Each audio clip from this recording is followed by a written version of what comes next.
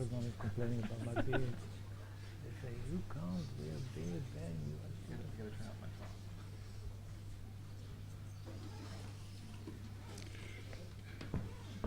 phone. Okay, well, Belinda says I have to make a rather lengthy introduction since they're testing the relay for downstairs. So obviously I can't just stand here and introduce Ben van Berkel.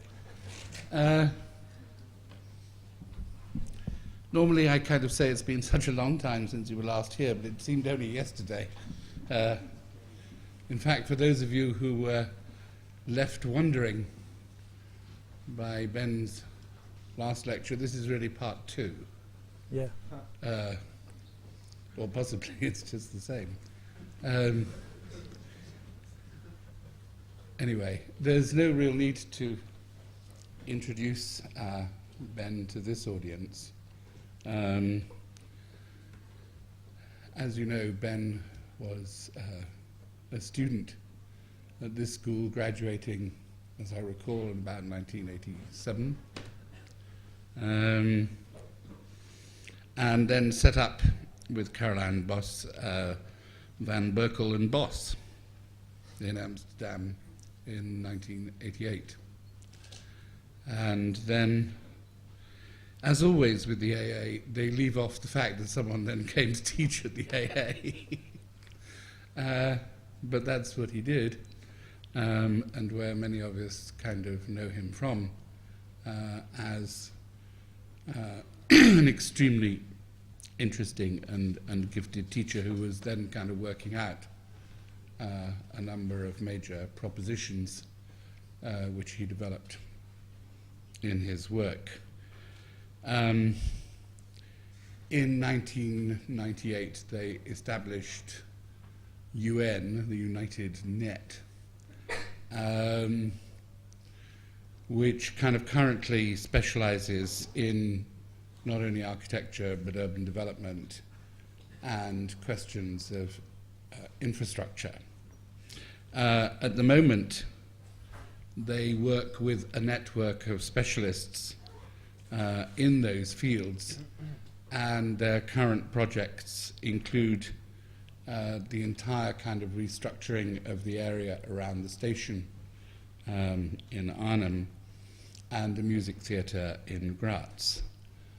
Ben currently teaches, unfortunately not here, but teaches for part of the year at Princeton. But it's always our pleasure and interest when he finds time to return here to us, his home.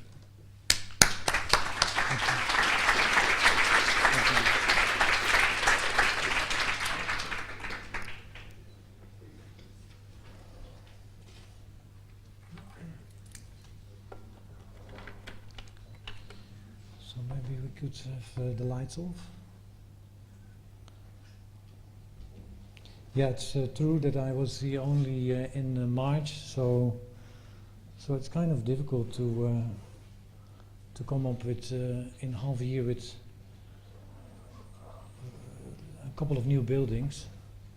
But literally one building was actually in that time designed and produced in Seoul.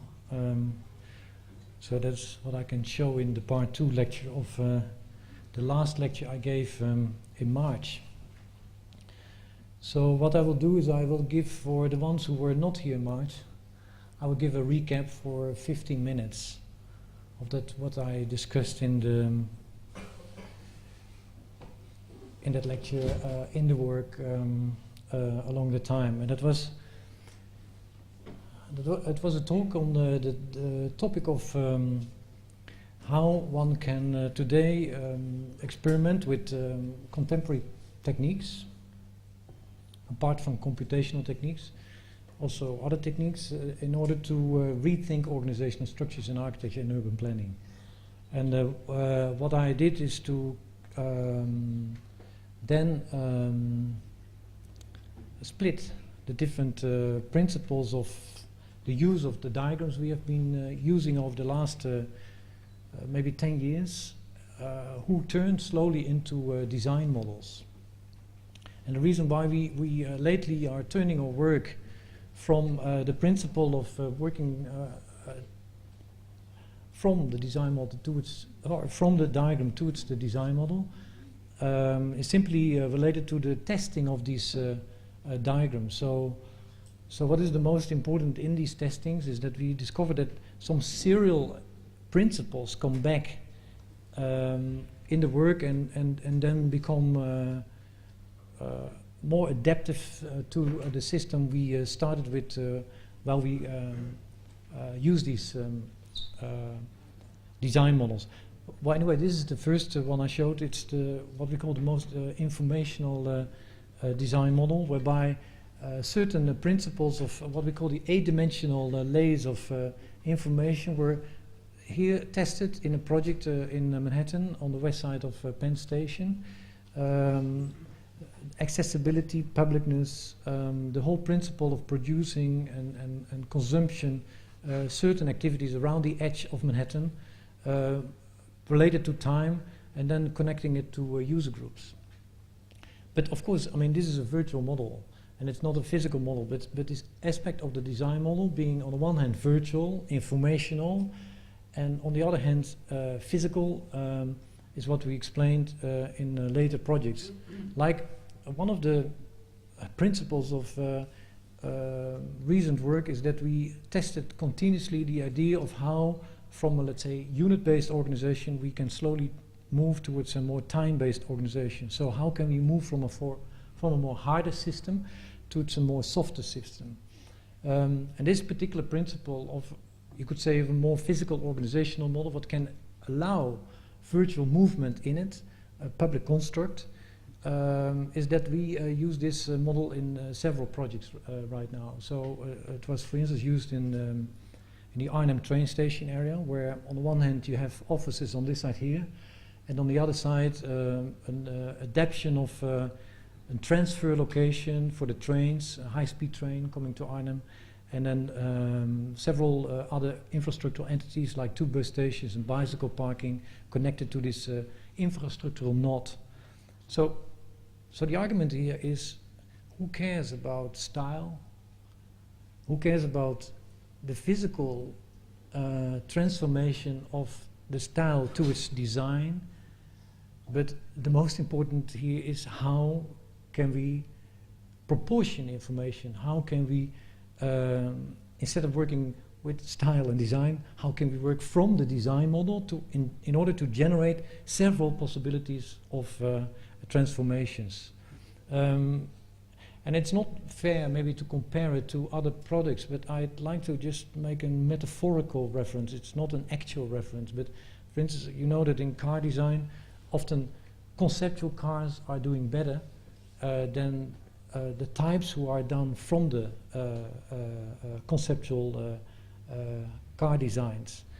Conceptual cars, they have the possibility to unfold themselves towards the proliferation of more designs than only one design. So this serial aspect in the work is for me the most important, and that was also the case in the argument of the lecture last time.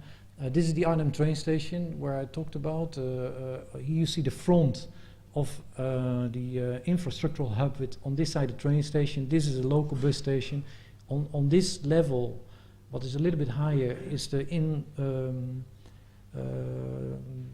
regional bus station. And here, behind this infrastructural node, you have the offices on the back connected, hooked actually to these vertical offices. Actually, these two are right now under construction.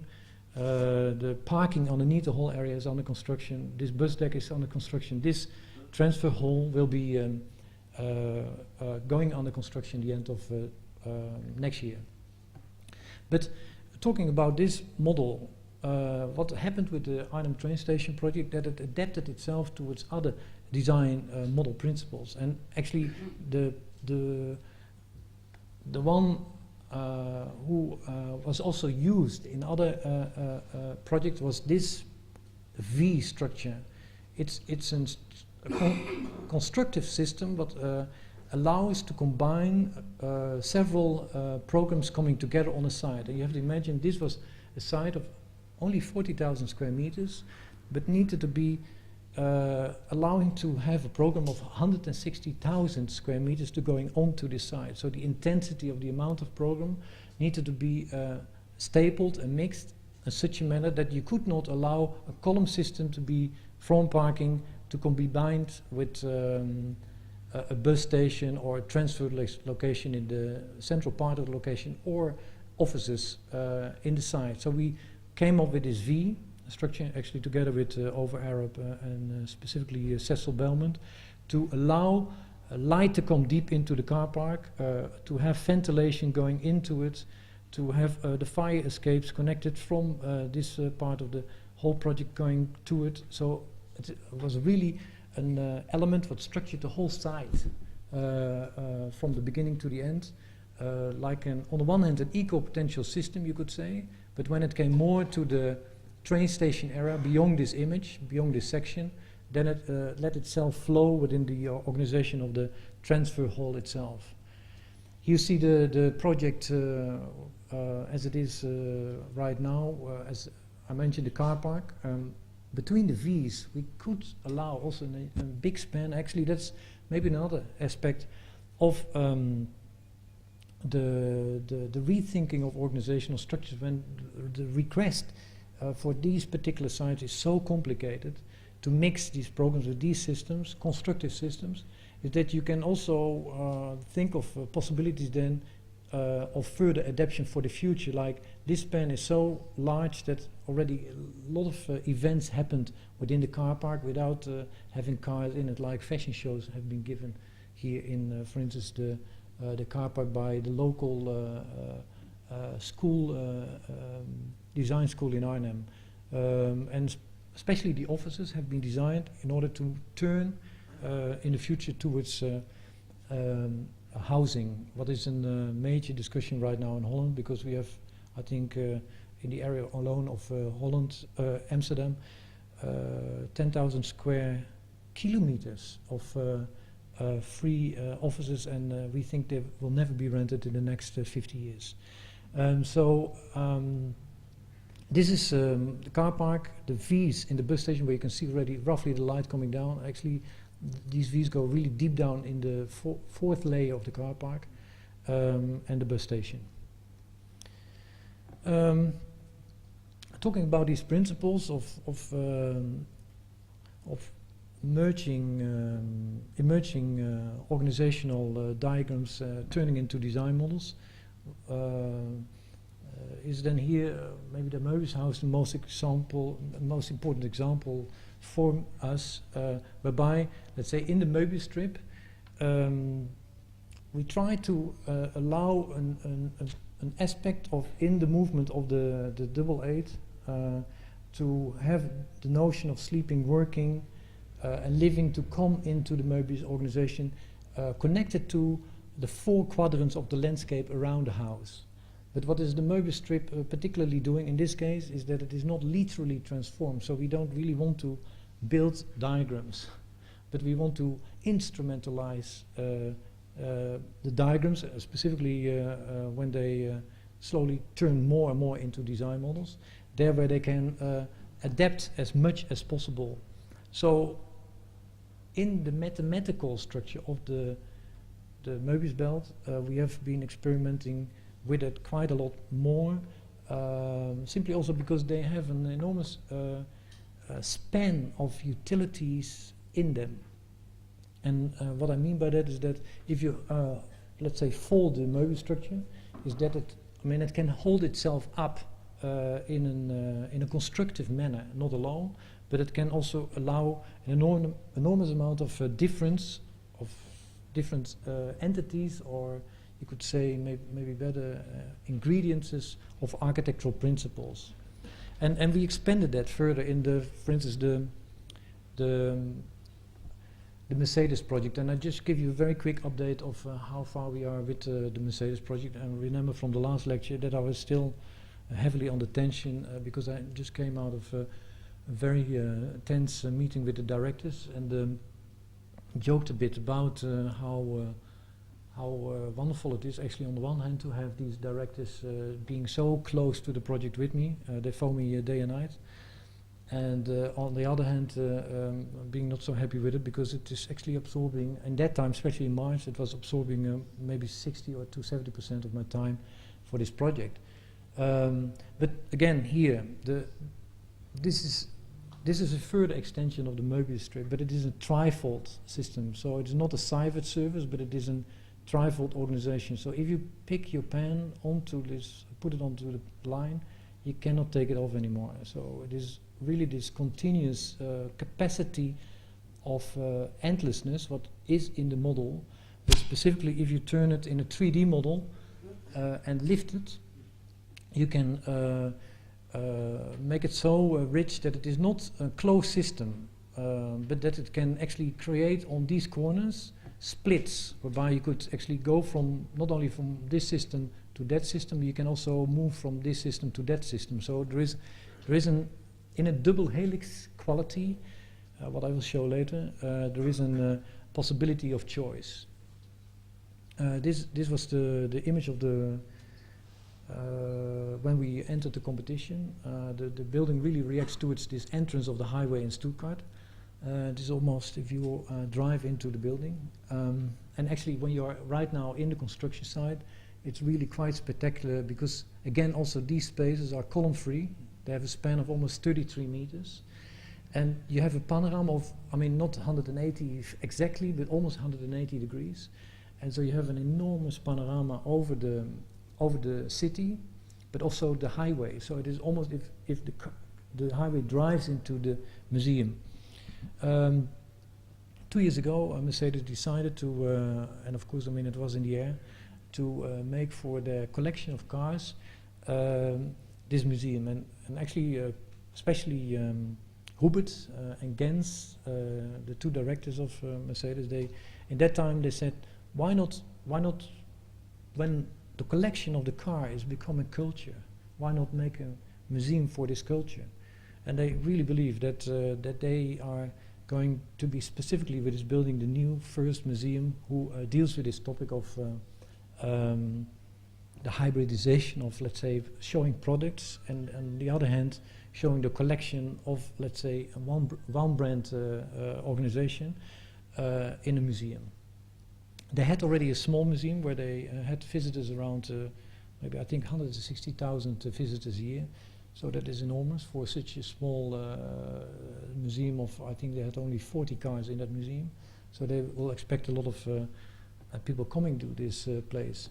But my argument again here was that that it is not only important to have this this particular trifold system to allow yourself almost to drive as a visitor through the museum, so you will actually move almost like a car, and let's say in the system you then have sometimes a fixed collection like what I call the meet spaces, and sometimes in changing exhibition spaces. Was the argument alone to make this trifold, but also we needed to, in order to have an enormous short time to build a project, we have only actually 2 years, but for this complicated structure is really fast.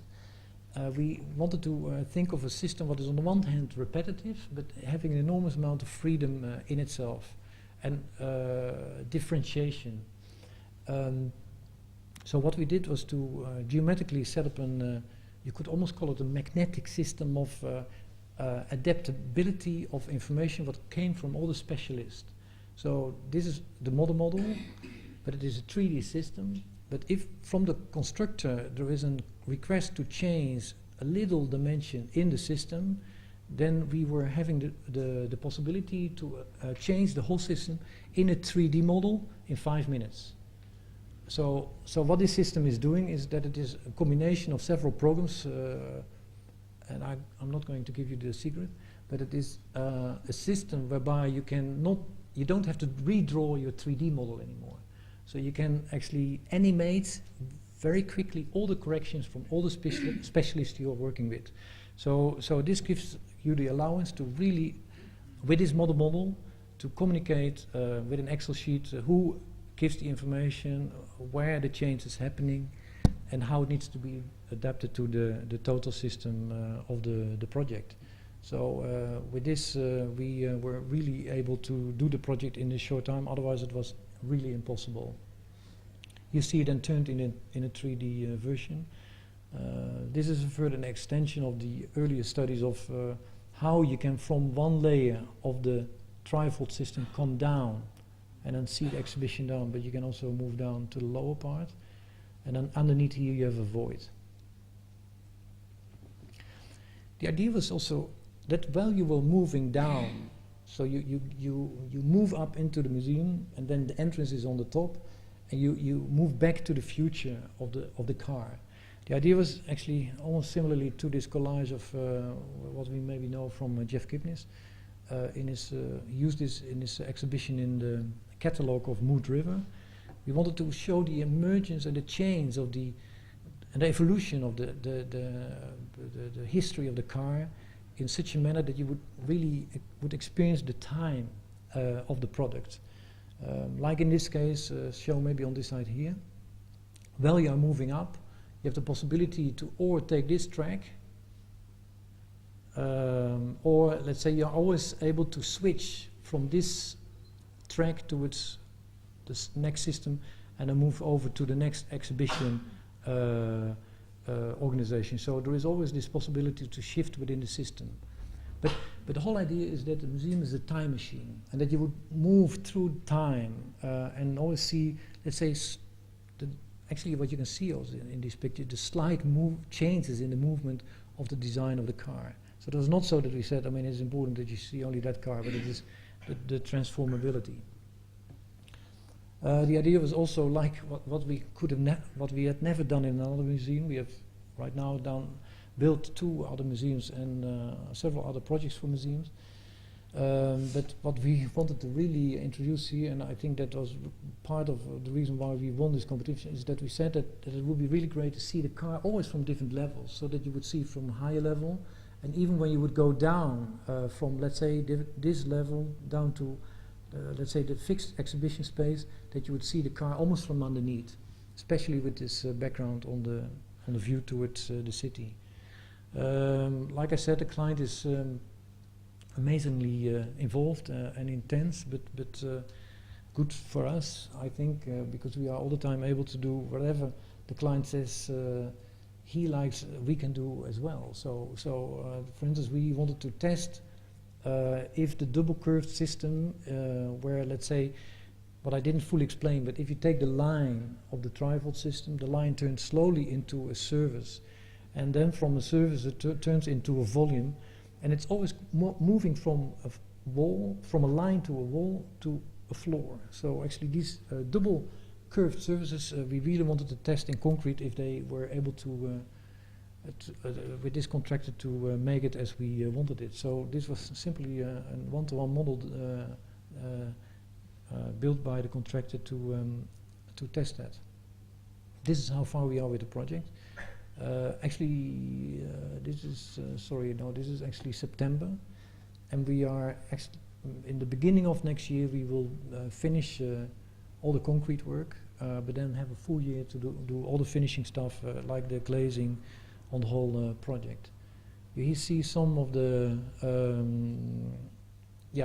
complicated twists in the project, and what I didn't fully explain in the image of the Möbius house is this kaleidoscopic aspect of the Möbius house, and actually it comes back also in the, you can't see it in this so much in this image, but it is really the case in the Möbius house, in the museum, that you sometimes see this kaleidoscopic splitting of spaces coming together, and they gave something more kind of endless, as I said maybe in the beginning of the way how I explained the line, also in the spatial effects.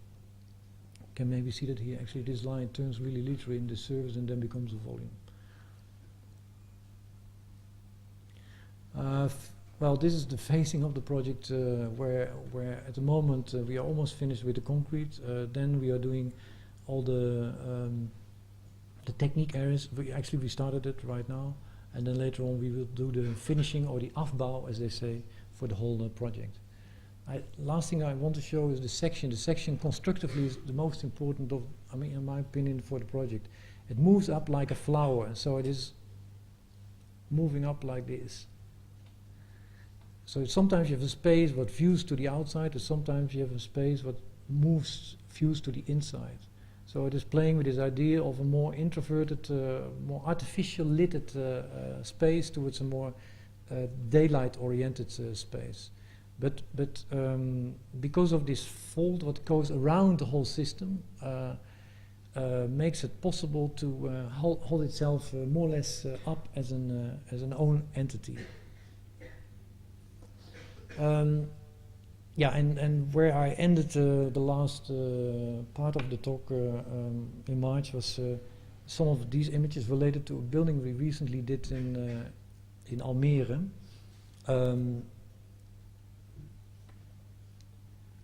And this is connected to some latest experiment. I don't know if I fully explained the interest we have lately in. I mean, if you have, let's say, the principles of design models and then turn them in organizational principles, of course, I mean, the most important is the effect and what do you get out of the spatial implications and how people will read it. And this aspect of reading is fascinating me over the last roughly 3 years, and experiment a lot with digital photography. And actually today what is the most fantastic with contemporary cameras is that you can order the camera to make your photograph. So you can give the order of, let him make 10 shots, for instance. You make the first shot, but if you just paint with your camera, if you just move with your camera, he can do the shots. And actually this idea of an image, what can turn into what you could call an after image, is what is really having my interest, simply because what are images today and what is iconographic today and what is actual today is really something I think we should put as a questionnaire forward as an architect. I think it should never be obvious. It should always be ambiguous. And this principle, this first experiment of something I started 3 years ago, was played with in this latest project, and I will show you after this project a project we did in Korea, played with the similar topics. We used in this project here in Almere. It is an office building, quite normative, actually with every aspect of the principles an office has in it, but the most unusual is the internal courtyard of the building.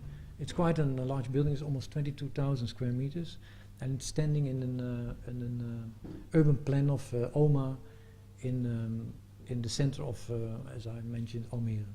But what is happening in the courtyard is that we use this glass. We experimented with 4 companies to make this glass, and what's kind of fascinating is that if you look at the glass in a particular angle, and you move away from the glass, then it turns into different colors. But it is not only the position of you and the glass, but it is also especially related also to the light who comes onto the glass. And you can roughly see the changes we tested in this case here. But the reason was to play with this idea of change of color and creating these colored after images was connected to the idea of time and work. We thought that, especially as we know how to work as architects, so many hours, time is often, especially off time, is sometimes extremely important. So we thought that it would be really great that the courtyard could generate colored shadows, and actually we could literally do that in the design, whereby you could, whenever it is blue time or yellow time, you could agree with each other to go for lunch, for instance. So this whole principle, this is the photograph I showed also in March, but I didn't think I showed more. This is, here it was not yet fully finished. But now the project is more or less finished.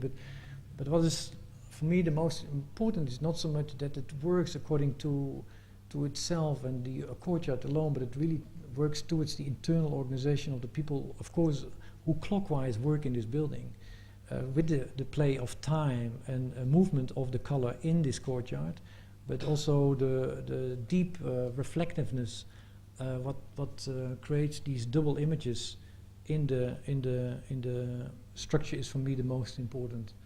And I'd like to refer here to maybe this optimistic aspect of some of Jeff Koons' work, where this endless reflectiveness and shininess is connected to a material what you think it is, but it is not. So this is what was maybe another inspiration. So you can have lunch in your pink shadow if you want in the courtyard. And the disappearance, again talking about geometry and transformative geometry, what here is maybe the latest discovery also that with these reflective color principles, you could almost let the corner disappear. This whole study of the discovery of the foil came out of a study of the way how the light was tested onto the facade, because we had to use some protection system for especially the inner part of the facade, because facades, as they are so close, when sun comes on them, they reflect the heat onto the other facade. So we looked for a special foil, and what was interesting when we talked to 3M, actually 3M is the maker of this foil, but this for them this was a full mistake, this foil, because it was actually trying to pick up several topics of isolation, of heat, but also of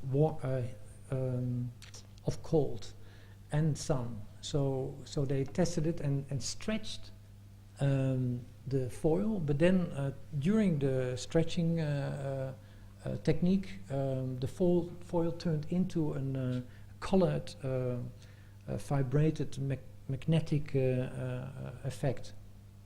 So they almost threw the foil away. It was almost, I think, around 10,000 meters what they had on rolls, and actually after long discussions they made some extra rolls for us.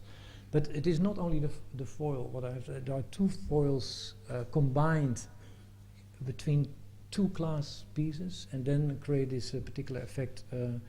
What we use in this product. It took us actually 1.5 years to come to this system, especially because it had to be tested on many levels. Yeah, I mean, it was kind of gracious that the client was interested to take such experimental product into his building, because I mean it was not tested at all on many levels. This is then the way how we use the foil in the combination with the glass in the concrete system. So in order to have sometimes translucency, half translucency, and then total protection for the sun, and then had a set of arrangements of prefab elements to allow the light there where we wanted more light in the location towards less light. And you can see that here there's sometimes it is actually used as a protection for the heat within the office area, and combines very strangely with the outside. As I said, the building in itself is quite kind of normative. We had to deal with the surroundings with, on the one hand, a low housing project, and on the other side, a high-rise project. And this line, this twist, came simply out of some urban request of the location. But what you can see clearly here is that the facade really generates these colored shadows. But already you can imagine, if we would have done this facade on the outside, we would have so much trouble with the city. Because this little line, this little reflection, is causing me already daily trouble.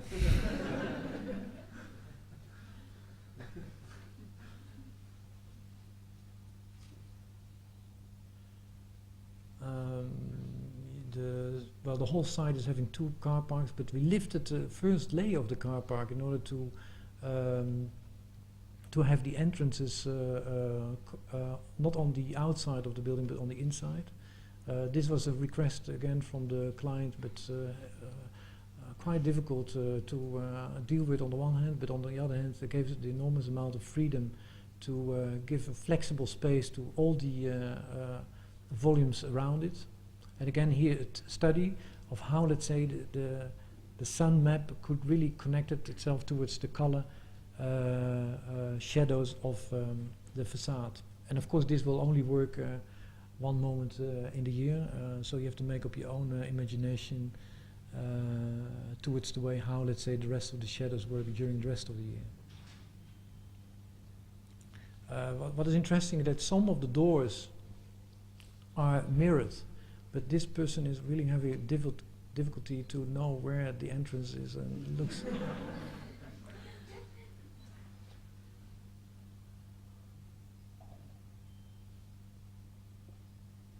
I mean, and you see sometimes when the sun comes onto the facade, it's really a project what turns itself somewhere between maybe not only Jeff Koons, but from maybe the Kiriko towards Jeff Koons. And when there is no sunlight, what is kind of interesting, but this is not really a photograph where there is no sunlight, but it is generating. And that's what the builders said, is that it gave them the feeling, even when it was a rainy day, that there is always sun. So this is after a party of the opening of the project, and you can see everything except this building. So let me now move to the project I promised to talk about in Seoul. I've never had such a nice contract since I have the practice in 50 years. This was a letter from the client saying, and I'm not going to read everything, but you have to read, of course this is not a competition, he says in the red lines. In every condition it's okay between you and us. The project will go to your company. So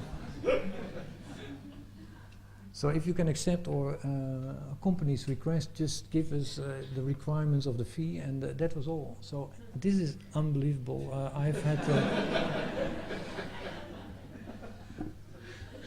over the last years, I've had many projects where, let's say, I had to go to a tender system where you have to send so many thick piles of files in order to be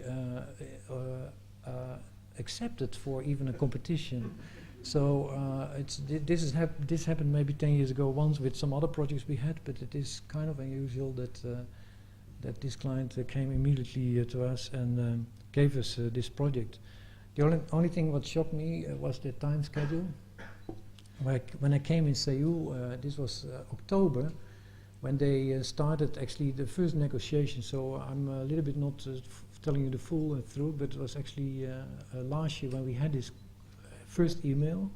But the sketch design started up 8 December, and the schematic design started up in February. But the construction start was for me all the time the question. They were saying, yeah, I mean, it needs to be opened in September this year.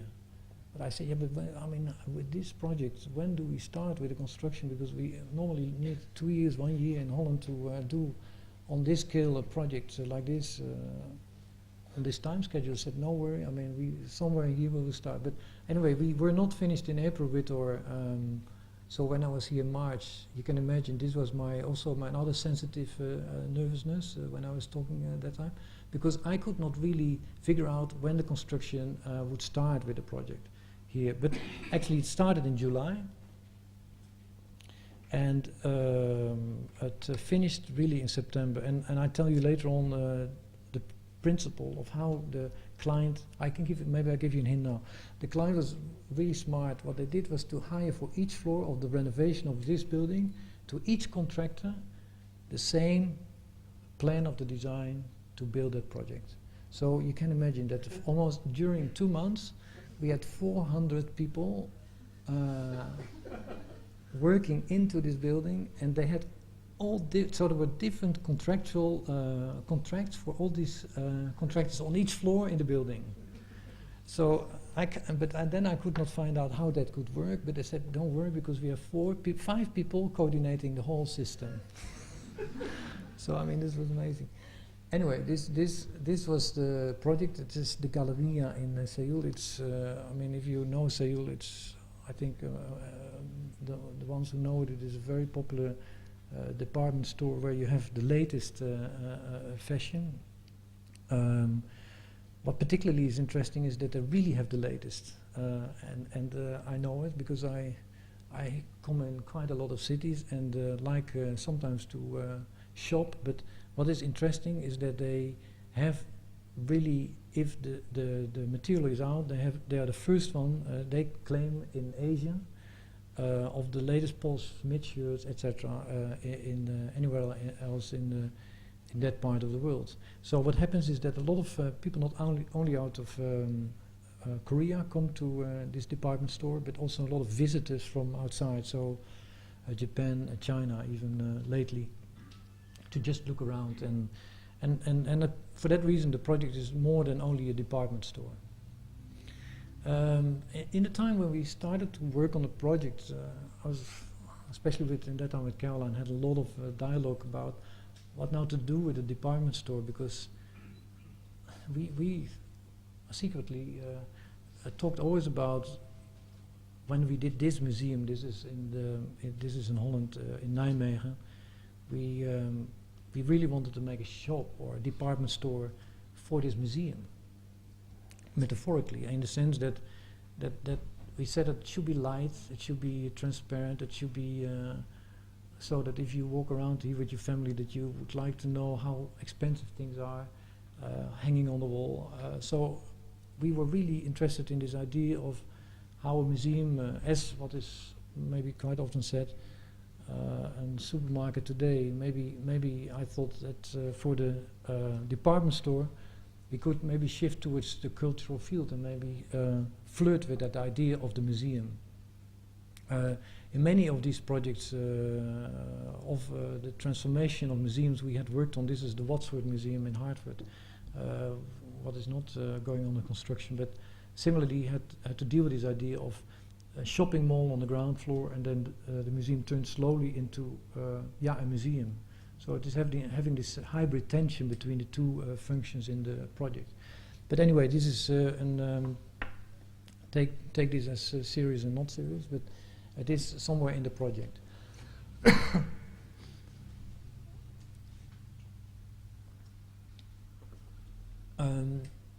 While starting on the first ideas of the facade, we played with these geometrical studies and wanted to introduce a system that could emerge and transform into an organizational principle, whereby the idea of the circle would turn itself into almost a clock and pick up principles of time, and then play with this idea, maybe similarly like we used in the Almere project,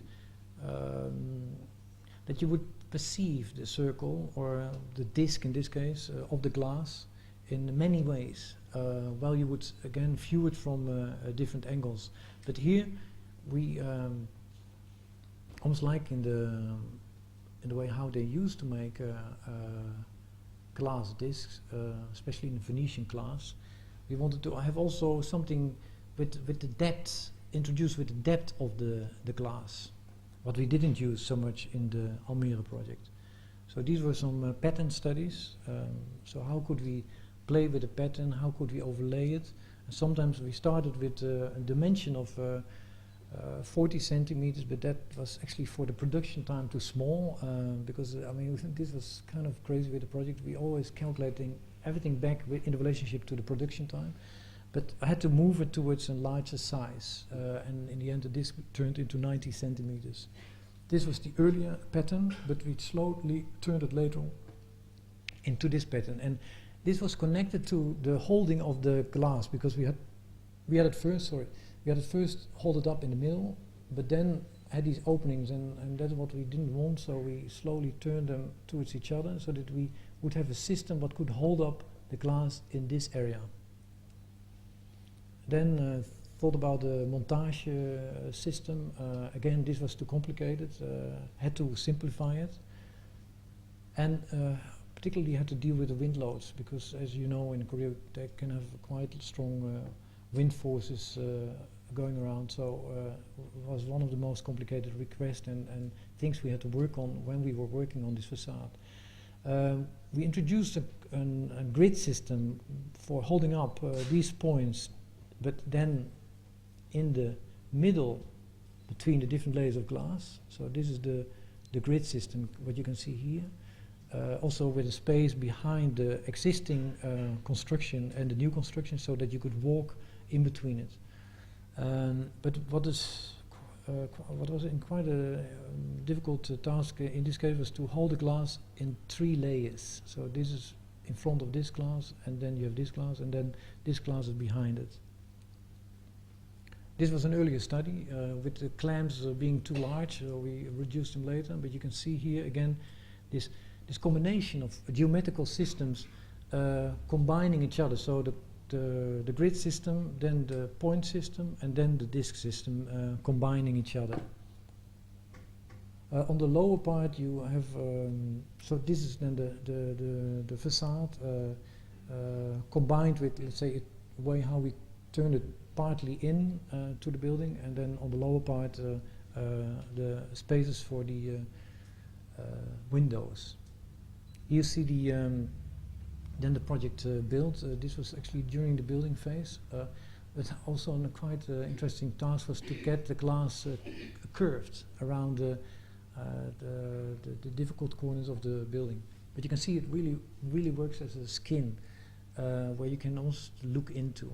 And during the days having slight color changes because it is sandblasted on the outside. But we wanted to really go further with the project and see if it was possible to introduce, like in the build-up of the geometrical principle of the montage of the facade, we wanted to generate also a deeper, almost dynamic aspect to the facade, whereby it would be possible to see more images at once in the project. And I like also here to show this image of Andy Warhol looking in the shop window. As you know, he loved shopping, especially believed even that if he would die, then we will all end up in Bloomingdale's, as he would say. I liked always that reference towards the department store being seen as an heaven. And this made in heaven effect is maybe where we were after. We had not to deal with one brand. So we could really play with this idea of the generative aspect of the brand and the changing aspect of the brand in a total system of changing colors and depth of multiple images what you can see in the facade. Like if you would see all the time figments in the facade. In order to come to this further idea, we did some further testings, and with quite an interesting group of some people from Over Arab Lighting, we came to this system to put a very small LED asymmetrical in the glass, but what could be by computer programmed in any color during the night if you want. So this is the facade during the day. Maybe similarly like in the Almere project. Not, I mean it's great as a skin, but it is not over designed. It's even maybe not designed almost. It's designed in its bigger detail. But this is what happens during the night. So you can really turn the facade in many images and transformations.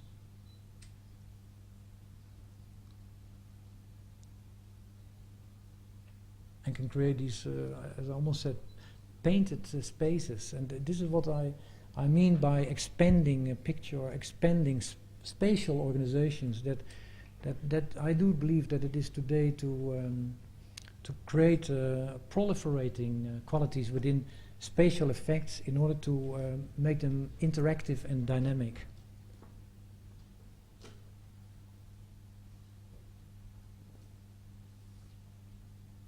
The same we use the principle.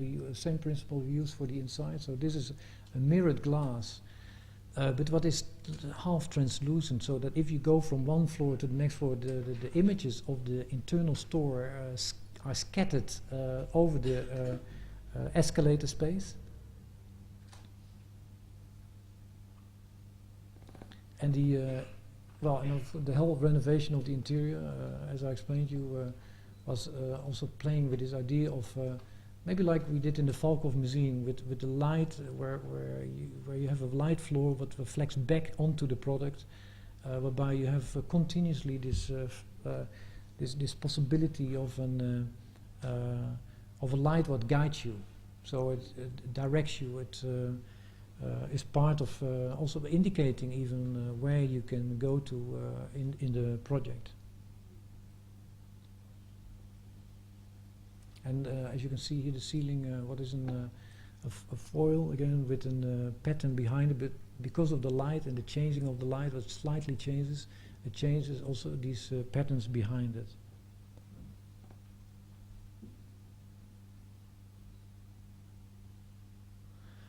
Well, and I mean it's a bit short maybe, but I'd like to keep it here. I like to really mention again that this principle of moving from the design model towards this later experiment, it's not so that they have a full effect yet on the organizational principle, but I can tell you that what it can do towards what I mentioned with the principle of the after image and after effects, that is for me the most interesting, because I think figments are today more interesting for architecture than figments of the imagination are more important for the architecture than, let's say, images who are one-dimensional and one-lined and too quickly understood.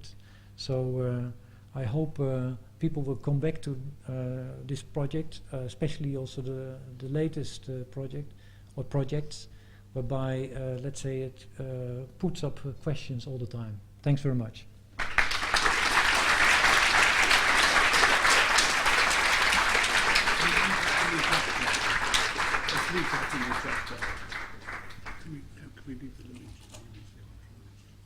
Oh yeah, that's okay. Okay. Could we have questions? Have we got the...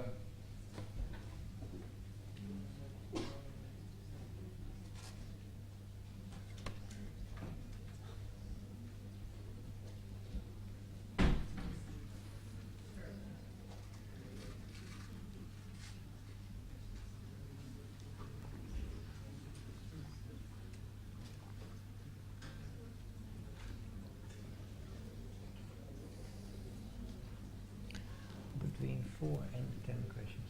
Between 4 and 6 questions. Between 0 and 2 questions. Okay. We've got Mike there. Can we take some questions?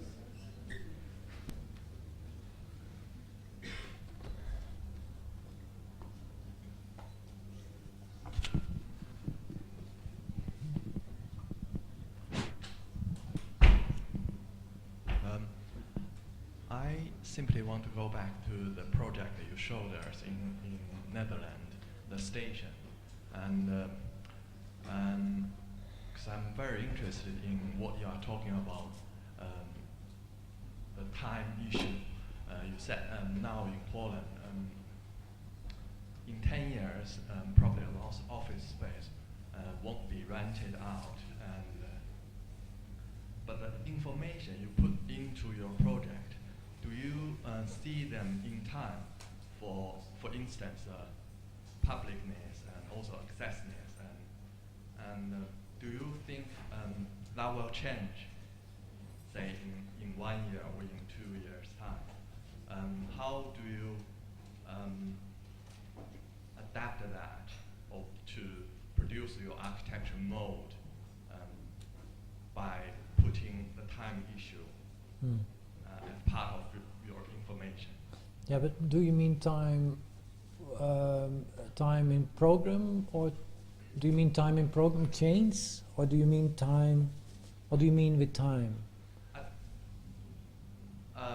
Not just the program during, say, the construction period, or it's more like long term. Say in 10 years' time, the information you put in probably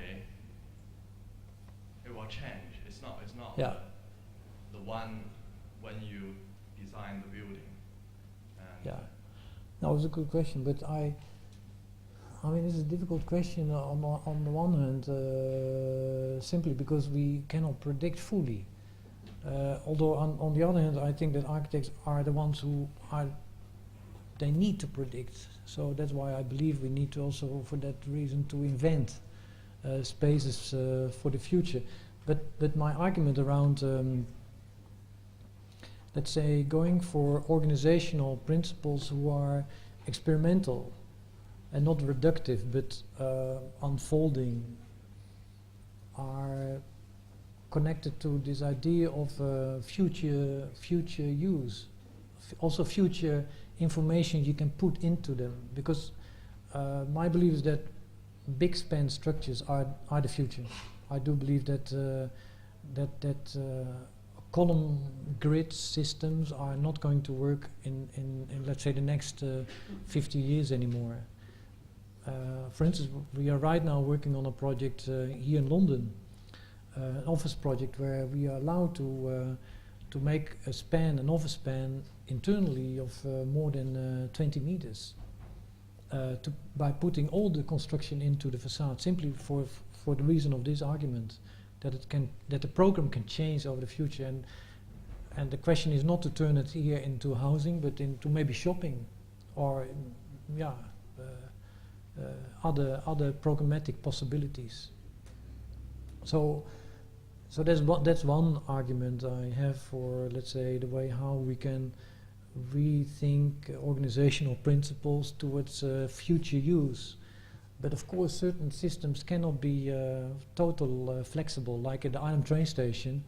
Well, I think that's maybe what you're referring to, is that one part is flexible, highly flexible, and that is the office part. But if you go towards the station, then it's actually quite determined and related to, let's say, the areas where the entities of the infrastructure nodes are. So like I said, the local bus, the regional bus, and the train station. But in the transfer hall, I didn't go into it, but actually the span there is 60 meters, and there is only one twisting column what actually holds up the whole system. And the reason why we did it is for visual relationships in the station hall, so that you would always see the taxi or the bicycle parking or the bus stay or everything you could see there. But also the argument was that you could always have also the full amount of people waiting in the areas there for these infrastructure entities. So, but these were utility arguments, but one of the main reasons also for my argument was that it could be used for a lot of changeability in the future. So, for instance, when there is what do you call it? Congestion on one side of the location, we calculated with the infrastructure managers that, let's say, half of the transfer location could be taken over in this transfer hall.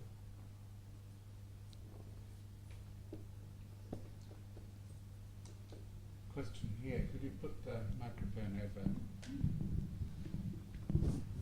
I would like to ask you a question about the last project, which I think is visually stunning. I mean, it's really, really nice.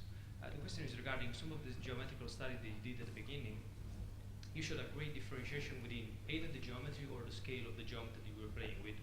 But that kind of differentiation was somehow lost into maybe the second slide already, where you just played with one geometry at the same scale and the interlocking of this kind of circle basically. I just want to know whether you proceed with a sort of differentiation of the unit, or you just jumped straight into the repetition of the same one. I mean. No, but I think that, for instance, in the last two projects, I honestly said it, that let's say the principle of the depth of the facade, what is it maybe turned into, let's say, in the first office project, very much into the organization of the project, but it's not really influencing geometrically the organization of the. So, and that is actually that is an aspect of the experiment. This was I would say this is the first step of the serial aspect of the experiment, because as I argued in the beginning, one project stands never on its own. I don't also believe anymore in that principle of masterpieces. I do believe very much in the serial effect of, let's say, a set of projects. Mm-hmm. And that's what I argue. So the last two, they do actually make a first step towards, let's say, a further investigation of how to bring that to an internal organization and maybe adapt it to a full organizational geometry. But I'd like to say that that the experiment on the geometrical set of principles in the last project is even more experimental than I would like to say in the Mercedes project, because of its complicated effects it generates. I think this is, I mean, really a chance for architecture to play with a little bit more. So how can material organizations be having an influence on spatial effects? That's the argument here. For that reason, the idea of the after image. You mentioned before 2 times magnetic abilities of adaptability, I think in the Mercedes building, and the foil in Almere, I think, that has a magnetic effect. Can you explain further this concept, please? Yeah, like in what is in let's say a mathematical geometrical principle interesting is that it can adapt more than when it is not, in my opinion, mathematical. So a mathematical system in a geometrical organization is having the allowance to accept more architectural ingredients. Maybe I should say that clearer. So that's why in, let's say, one mathematical organization of the Möbius or in the Rietveld system, everything could be in there, like infrastructural movement, construction, programmatic diversity, even aspect of installations, all went into that geometrical system as a total inclusive hybrid system. As I maybe just explained in the last 2 projects, what geometry did there is adapting more a kind of reflective principle. So it is unfolding not from the inside out, but more from the outside in, maybe. And then pulls it back to maybe spatial principle. So it's actually it's more dealing with the phenomenon of spatial principles instead of architectural deeper principles.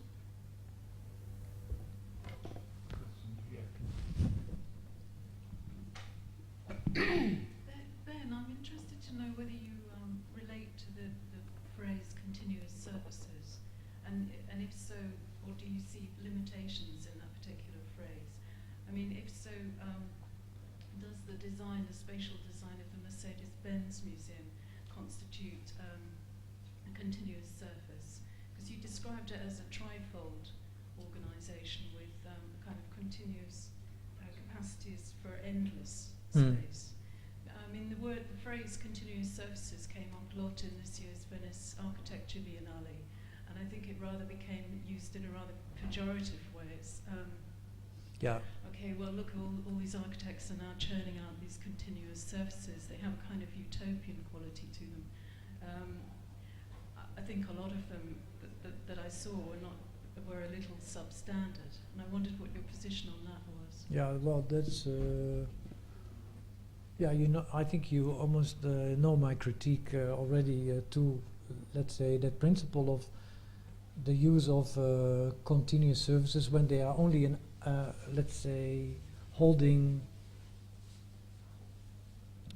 not the full architectural principles as I explained in the Mercedes project. I hope within the Mercedes project, and I explained it with a flower-like structure, that it is fully deeply integral, the continuous service. So it is actually holding not an inside and outside space alone, but it is actually driving the whole project. So so it is. I mean, it is actually not fully continuous as a closed system alone, because it's also having a double helix system. So it is having different, what I mentioned maybe in the Möbius house also, it's having kaleidoscopic moments. I think that's very important if you experiment with new architectural principles like the single service. I mean, we know now since maybe 10 years that we can work with this idea of the folded surface. But I think that the argument is not fully given to me what it can generate for architectural spatial effects. And that's where I'm the most interested in, where the surface can generate in a potential of more difference in spaces than, let's say, the spaces we know from, let's say the modern times. So what are these implications? And I think these qualities I'm after.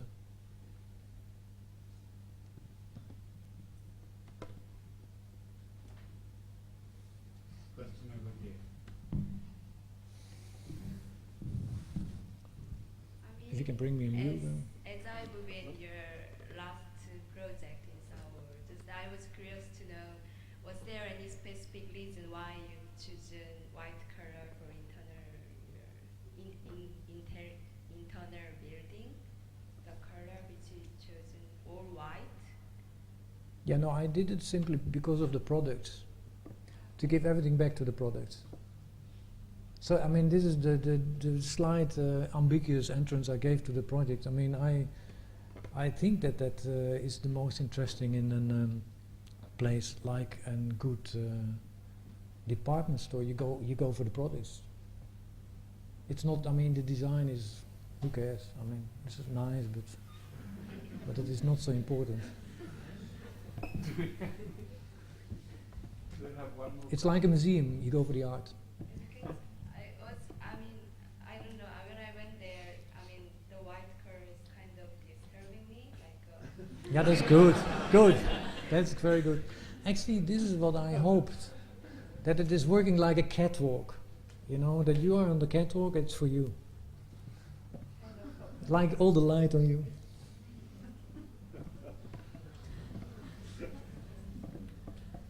So last question. Sorry, is anyone here?